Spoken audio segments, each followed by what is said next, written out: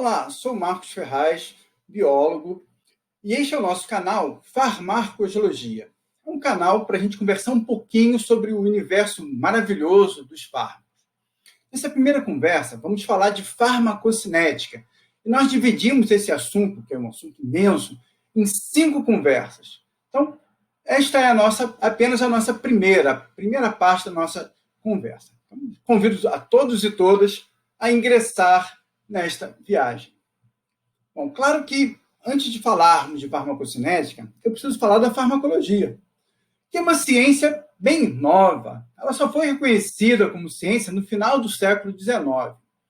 Bom, mas aí vocês vão falar, mas a humanidade, desde a antiguidade, nós que temos entre 300 e 300 mil anos de existência, a gente já usava poções, plantas, para curar os males. É verdade.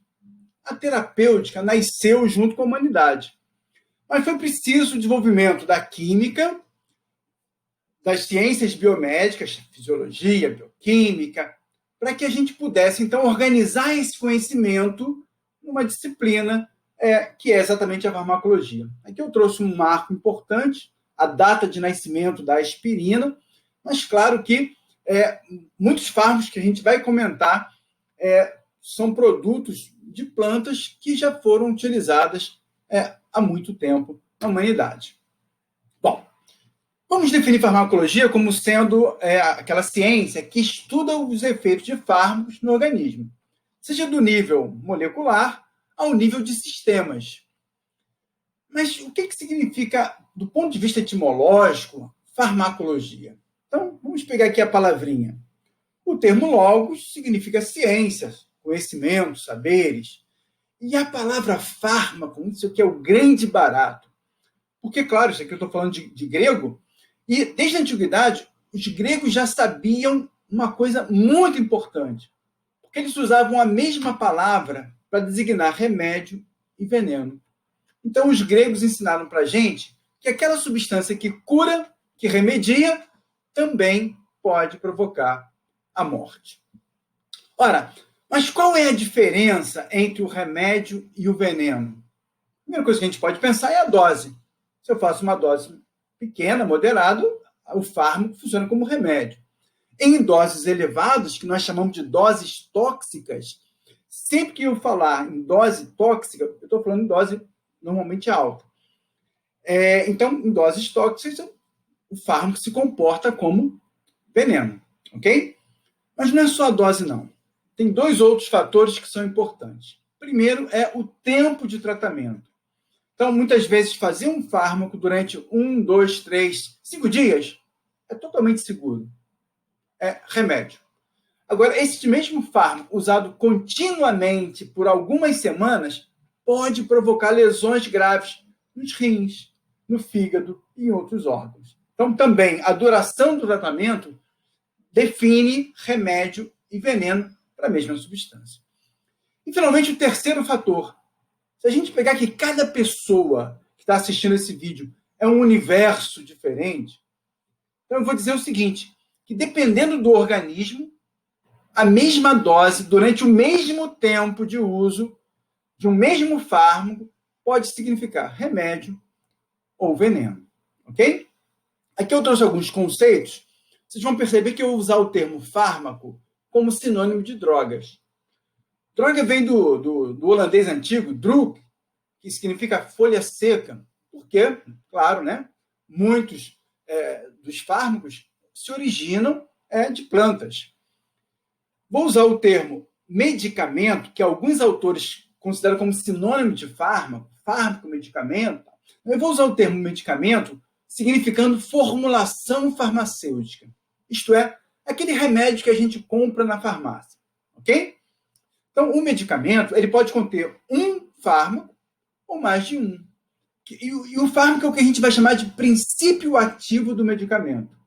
Então, o medicamento pode ter vários princípios ativos, como alguns medicamentos para tratar a pressão arterial, a hipertensão arterial e outras condições, ou ele pode ter um único princípio ativo, isto é, um único fármaco.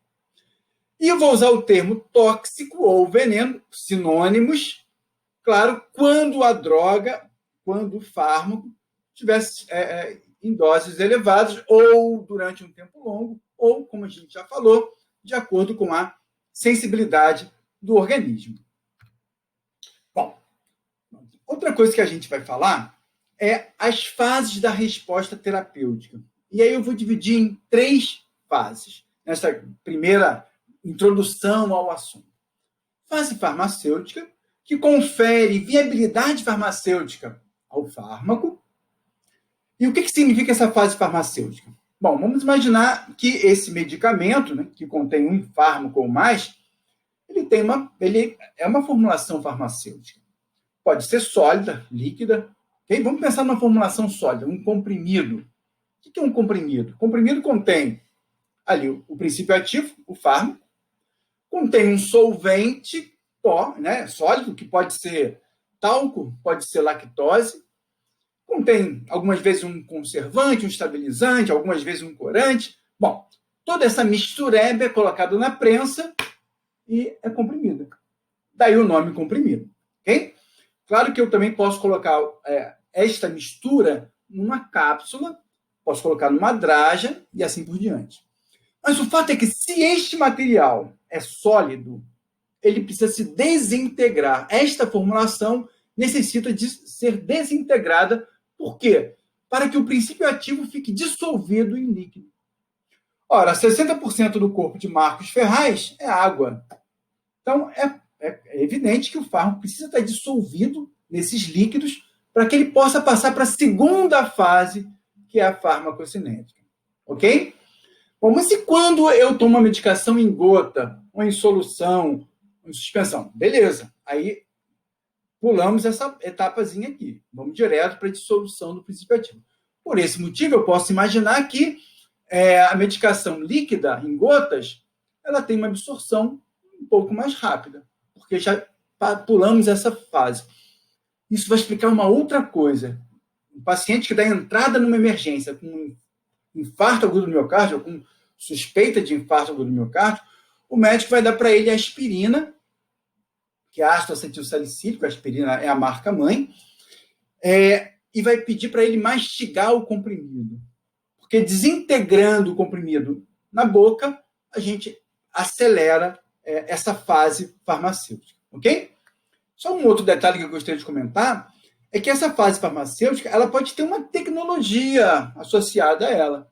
Então, o farmacêutico pode produzir um comprimido de desintegração controlada, programada.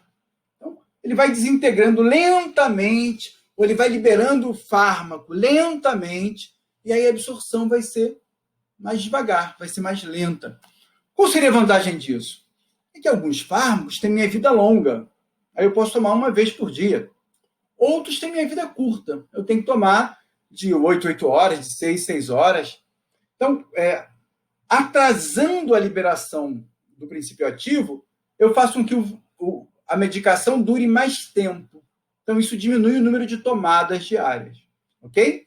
Isso vale tanto para a medicação oral, como também para a medicação injetável. Então, por via intramuscular, por exemplo, quem já tomou alguma vez na vida uma injeção de penicilina benzatina, nome comercial eu vou falar porque é domínio público, benzetacil, quem já tomou uma benzetacil sabe quanto dói.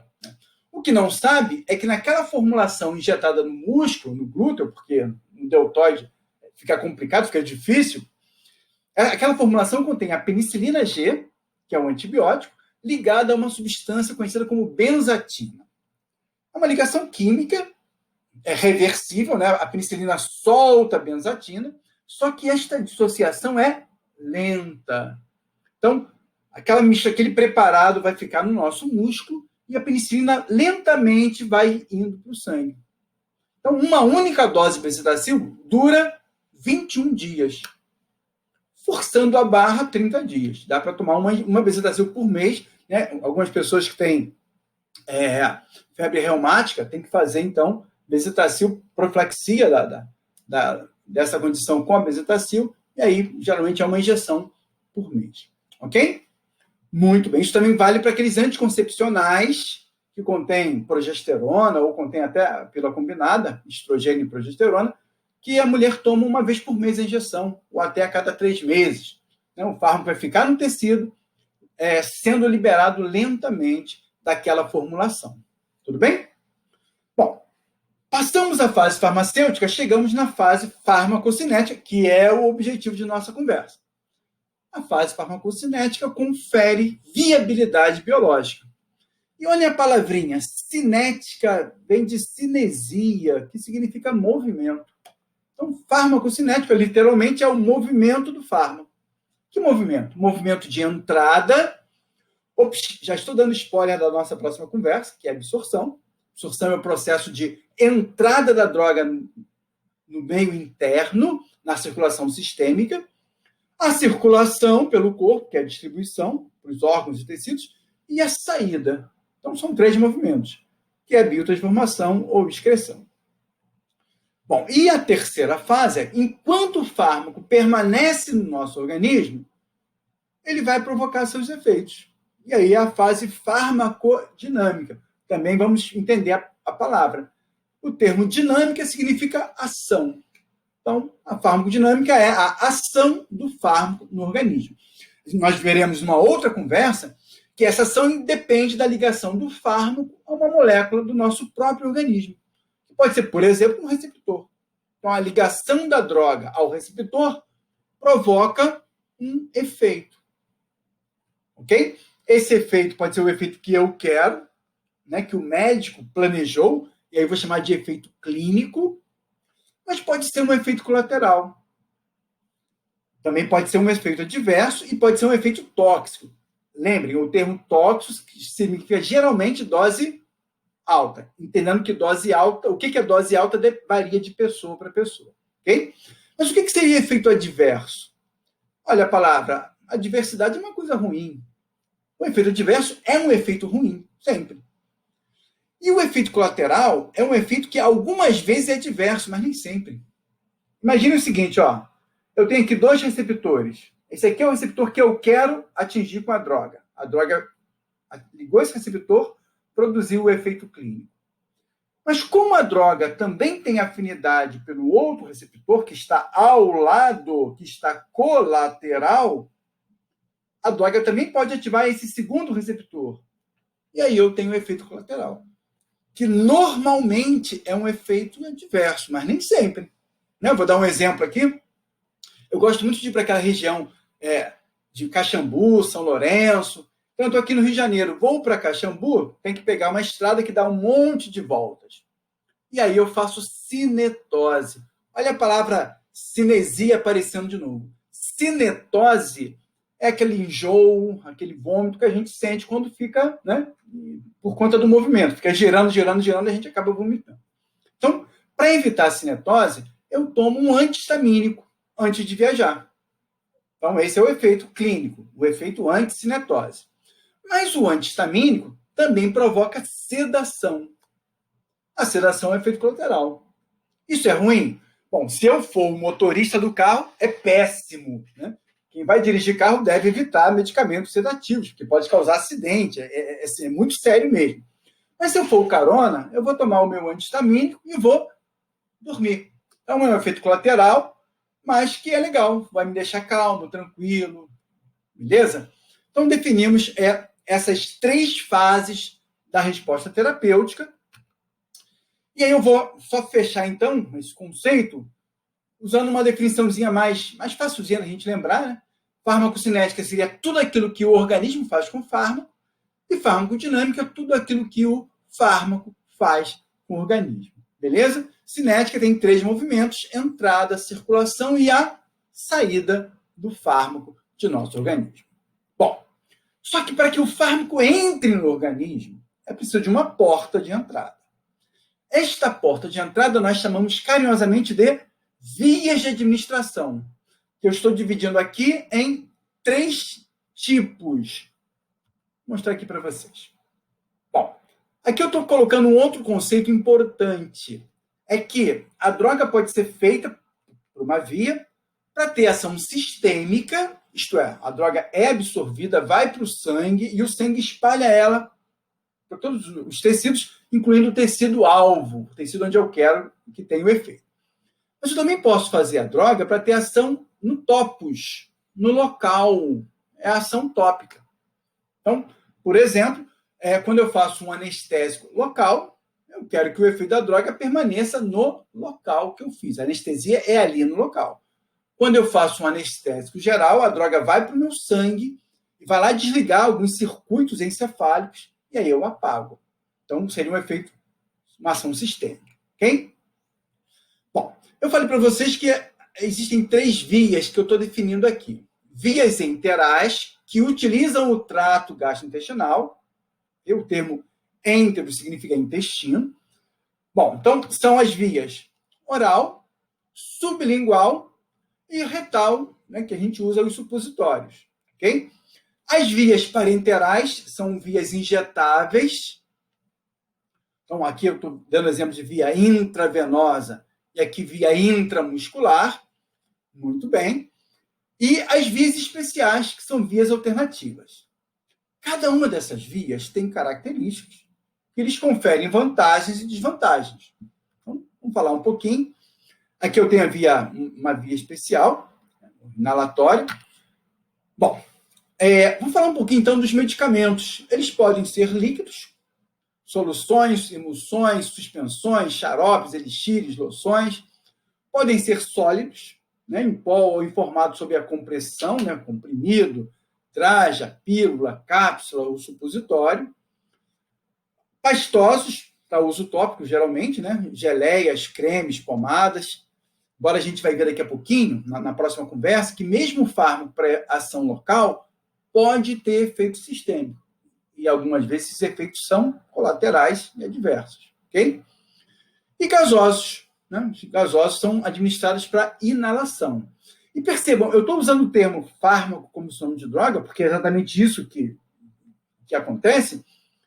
Então, vale dizer que quando você fala em fármaco gasoso, eu estou pensando no anestésico local inalatório, fármaco, com objetivo clínico, e estou falando do lança-perfume, que é droga com objetivo recreativo. Ok? Bom, aqui então, só uma visão geral, não vou entrar em grandes detalhes, a gente pode entrar nessa coisa mais técnica em outra conversa, mas vamos falar então das vias interais. Ok? Via oral. Olha as vantagens e desvantagens da via oral. É muito fácil administrar. É uma via relativamente segura. Tomei comprimido errado e eu posso induzir vômito algumas vezes, embora a gente não vai fazer isso sem orientação. Ok? Eu posso ingerir carvão ativado. O carvão ativado ele adsorve, ele atrai as moléculas do fármaco, então impede que o fármaco seja absorvido. Eu posso fazer lavagem gástrica. Então, é uma via reversível. Então, isso dá uma certa segurança quanto a erro. Ok? Mas, claro que o paciente tem que cooperar, né? Tem que atender a prescrição. Depende de fatores fisiológicos, que a gente vai conversar na próxima, mas que envolve o trânsito intestinal, o tempo de esvaziamento gástrico. Tem uma limitação. Paciente em coma, crianças pequenas ou idosos podem ter dificuldade, né, de engolir. Às vezes o sabor do paciente do medicamento é muito aversivo, a criança não tolera. E tudo que é absorvido por via oral sofre a eliminação pré-sistêmica, que é o efeito de primeira passagem. Então, parte da droga que eu faço por via oral não chega ao sangue. Então, essa é a limitação. Na via sublingual, não ocorre o efeito de primeira passagem, porque a droga é absorvida no plexo sublingual, vai direto para a veia cava superior e não passa pelo fígado. Esse efeito de primeira passagem é porque tudo que é absorvido pelo plexo mesentérico, que vai formar, os vasos vão formar o plexo mesentérico, vai para o fígado. Então, o fármaco, antes de se distribuir, ele passa pelo fígado e uma parte dele é destruída pelo fígado. Ok? A via sublingual é uma via de absorção muito rápida, então a droga faz efeito muito rapidamente, então é ótimo para emergências e para urgências, mas eu não posso fazer grandes quantidades de droga por via sublingual, porque o espaço é limitado. Ok? Bom, por via retal a absorção costuma ser regular, tem menor eliminação pré-sistêmica, porque a maior parte da medicação do fármaco não vai para o fígado, a gente vai ver isso depois, Mas, olha, causa desconforto, pode induzir o reflexo de defecação, aí o medicamento vai sair, né? Mas é importante quando a criança não consegue, né, engolir o comprimido, quando eu não posso usar via oral, a via retal é importante. Outra limitação é que se a gente faz uso contínuo, pode irritar e lesar a mucosa retal anal, então isso é uma limitação. Bom, vias injetáveis ou parenterais, eu listei aqui. A primeira via intravenosa é uma via que não tem absorção. Eu vou definir depois a absorção como sendo a passagem da droga do local até o sangue. Nesse caso, não tem local, o local é o próprio sangue, ok? Permite grandes volumes. Claro, vou fazendo infusão lenta, e o paciente vai recebendo medicação o dia inteiro, 48 horas, 72 horas, o tempo que for preciso. Em geral, eu tenho que usar soluções aquosas, que eu não posso embolizar o paciente. Posso fazer administração em bolos, mas geralmente se faz administração lenta, que é o que a gente chama carinhosamente de dripping, ok? E aí eu posso escolher, dependendo da droga, uma veia profunda ou um acesso superficial. Outras vias parenterais são a via intramuscular, que aí tem uma limitação de volume pelo próprio volume de músculo. A solução intravenosa tem que ser isotônica e ter o pH fisiológico, okay? Quer dizer, isotônica tem que ter a mesma osmolaridade do tecido. Se ela for hipotônica ou hipertônica, ela vai causar lesão, ela pode causar lesão, ok? E mesma coisa, tem que ter o pH em torno de 7,4. Se o pH for um pouquinho mais alto, um pouquinho mais baixo, lesão no músculo. Mesma coisa na via subcutânea. A absorção pode ser bem regular, depende se o veículo também é aquoso ou oleoso. Aqui eu posso fazer veículo oleoso. A absorção por via intramuscular, quando o veículo é aquoso, ela é bem rápida e regular, mas eu posso ainda fazer suspensões. Lembra que eu falei para vocês? No caso da benzetacil, eu tenho uma suspensão que permanece no tecido e vai sendo, o fármaco, a penicilina G, vai sendo liberada lentamente. Aqui eu tenho mais duas vias parenterais, a via intraarterial, que não são vias de rotina, são vias quase especiais também, ok? Porque é preciso dissecar a artéria, né? A veia está mais superficial, a artéria está mais profunda, e aí você joga a droga diretamente no tecido alvo. Então, é uma via importante para a quimioterapia. Eu jogo o fármaco, o quimioterápico anticâncer, por exemplo, diretamente no local onde existe o tumor, e assim por diante. E a via intraperitoneal, você vai jogar também, o fármaco também vai ser absorvido pelo plexo mesentérico, então também tem efeito de primeira passagem, eliminação pré-sistêmica, e você usa em algumas condições, ou em cobaias, em animais de laboratório. E as vias especiais, aqui tem algumas vias injetáveis também, mas eu estou chamando de especiais porque pelas características delas. Então, aqui eu tenho duas vias que não são injetáveis, a via pulmonar e a via transcutânea. A via pulmonar vai funcionar bem se o fármaco é volátil, ou se já é gás. Então, os anestésicos gerais inalatórios são gases, isoflurano, enflurano, alotano, okay? Então entram pelos pulmões. E o que é uma substância volátil? Não me venham dizer que é o contrário de vem cá, sobrinho, porque essa piada é horrorosa. Claro, estou brincando. Vocês sabem que volátil é uma substância que se torna gás. É o que acontece, por exemplo, com a cocaína na forma de base livre quando é aquecida na pedrinha de crack. Ela volatiliza e aí ela é inalada, né, pelos pulmões. A nicotina do cigarro, o THC da maconha, também são substâncias que se volatilizam. E o álcool, o etanol, além do éter, clorofórmio, essas outras substâncias também são voláteis e elas então também entram pelos pulmões, ok? Por via transcutânea, pela pele, a droga pode ser usada para ter um efeito local e ela vai ser absorvida em função da lipossolubilidade. Mas isso é uma conversa, é para a próxima conversa.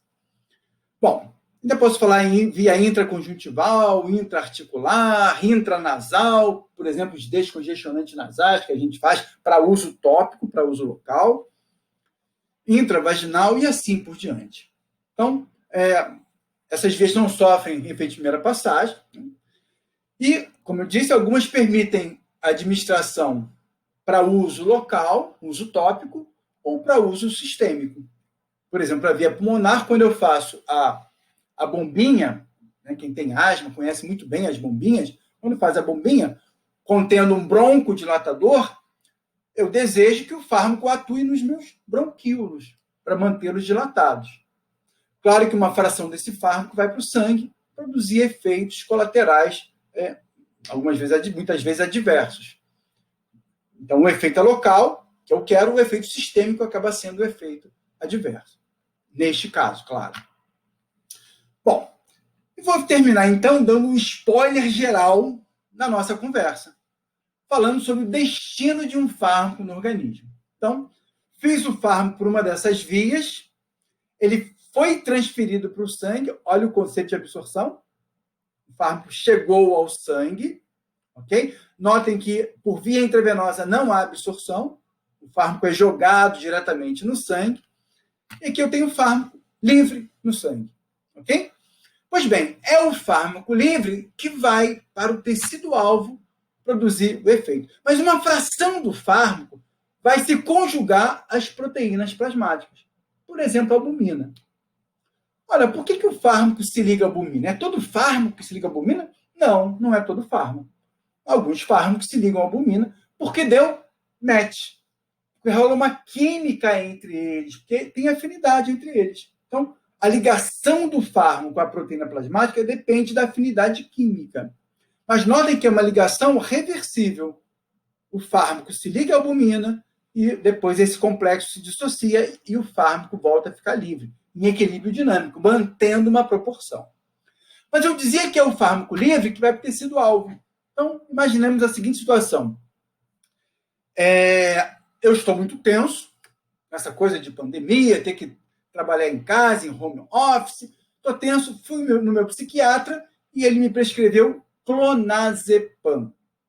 O clonazepam vai agir no meu encéfalo, em alguns circuitos do cérebro, em alguns circuitos do tronco encefálico.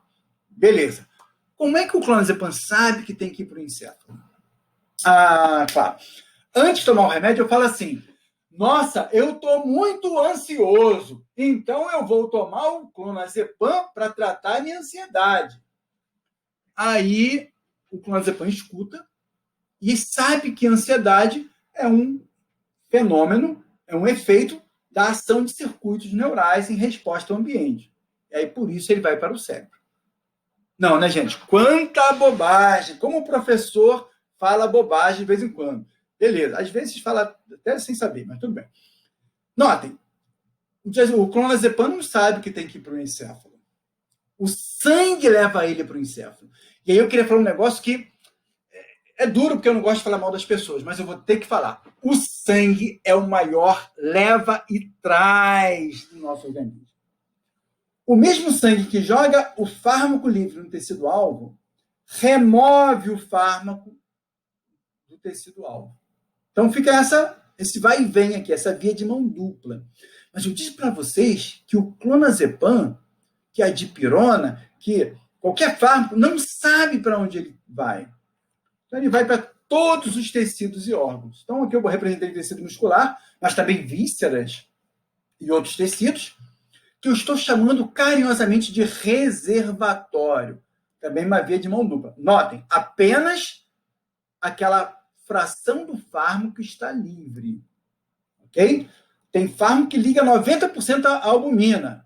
Então, de cada 10 moléculas, 9 está ligada e uma está livre. Essa única molécula livre que vai ficar circulando entre o tecido-alvo e os outros tecidos. Agora, esse fármaco livre também passa pelo fígado. E o fígado faz biotransformação, que, em outras palavras, é metabolização. Ou, em português, claro, destruição. Então, o papel do fígado, de modo geral, é destruir a droga, destruir o fármaco. E aí o sangue fica cheio de produtos do fármaco, que muitas vezes são inativos. Então, são os metabólicos. Ok? Lembre que quando a medicação é feita por via oral, ela primeiro passa pelo fígado, efeito de primeira passagem. Então, uma parte dela é destruída aqui e volta, então, o restante vai para o sangue como fármaco livre. Né? Então, só para a gente lembrar do efeito de primeira passagem, o que eu chamo de eliminação pré-sistêmica. O fármaco é eliminado antes de se espalhar sistemicamente. Bom, mas o fármaco livre também sai na urina, junto com os metabólicos. Esses metabólicos, eles podem sair na urina ou nas fezes, ok? Agora, tudo ficou claro agora. Agora eu entendi por que o tecido é reservatório. Porque é o fármaco livre que faz efeito. Mas também o fármaco livre é eliminado. Então, à medida que o fármaco livre é eliminado, o que está nos tecidos volta para o sangue para continuar fazendo efeito. E aí vocês já perceberam que as proteínas plasmáticas também são reservatórios. Como se fosse assim, eu estou aqui bebendo água, acabou a água, eu vou lá na geladeira e pego mais água. A geladeira é o meu reservatório. Beleza? Muito bem. Bom, mas para onde vai este fármaco livre? Ele vai, se a mulher estiver grávida, ele vai para a placenta. E da placenta ele atinge a circulação do embrião, do feto. Ok? Então, é claro que o fármaco pode provocar lesão no embrião, pode provocar lesão no feto, provocando as malformações, provocando a morte, o aborto. Ok? Então, é claro que a mamãe, a gestante, não pode fazer uso de qualquer fármaco sem aquela recomendação de um profissional especializado, isto é, o médico. Ok? Bom, o fármaco também vai para as nossas glândulas, volta e uma parte pode ser excretada pelos produtos das glândulas. Por exemplo, pelo suor, pela lágrima, pela saliva e assim por diante. No caso da mamãe que está aleitando a nutriz, o fármaco pode ir para o leite. Por isso também que a mamãe que está aleitando não pode fazer uso de qualquer fármaco sem recomendação médica. Ok? Porque o fármaco pode passar para o leite e pode provocar efeitos no bebê. Tudo bem? Em relação à saliva, só uma curiosidade, ninguém perguntou, mas vou falar assim mesmo. Droga que é secretada pela saliva pode mudar o sabor dos alimentos. Pode dar um gosto metálico, pode modificar o sabor. Isso é importante porque quando a pessoa, o leigo, está tomando o remédio e tem mudança no sabor do alimento, ele costuma instintivamente aumentar o sal na comida. E aumentar o sal provoca doenças. Então, a gente tem que orientar as pessoas. O remédio está mudando o sabor dos alimentos. Você vai ter que se acostumar, depois passa, ou não, mas não pode aumentar o sal, tem que controlar o sal, sobretudo se é uma pessoa idosa, ou com outros, mesmo não idosa, com a pressão alta. Muito bem. Beleza. Aqui só para lembrar que o pulmão é uma via de entrada e de saída também. Se a droga for gás, ou for volátil, ela entra pelos pulmões, mas ela também sai pelos pulmões, através do ar expirado. É fácil dar exemplo. Todo mundo tem um amigo que, de vez em quando, bebe demais da conta. E aí a pessoa que bebe demais tem dois problemas. Ela fica muito seu amigo. Você mal conhece ela. Segundo, ela quer falar pertinho de você. E aí, no que ela fala pertinho de você, você fica também, sente o efeito dos álcools só pela respiração do malandro ou da malandra. Ok? Beleza, muito bom. Gente, essa é a nossa primeira conversa. Espero que vocês tenham gostado. Aqui a menininha está falando de alegria, porque ela estava meio de saco cheio dessa aula, agora ela está feliz, está aí animadinha. Se vocês gostaram, deem um like e divulga para os amigos, para as amigas, para todo mundo da área de saúde, estudantes e profissionais, medicina, enfermagem, biologia, biomedicina, odontologia, fisioterapia, e psicologia, e para todo mundo que, mesmo não sendo da área de saúde, tem interesse em saber um pouquinho mais sobre os fármacos. Um grande abraço e a gente se vê em breve.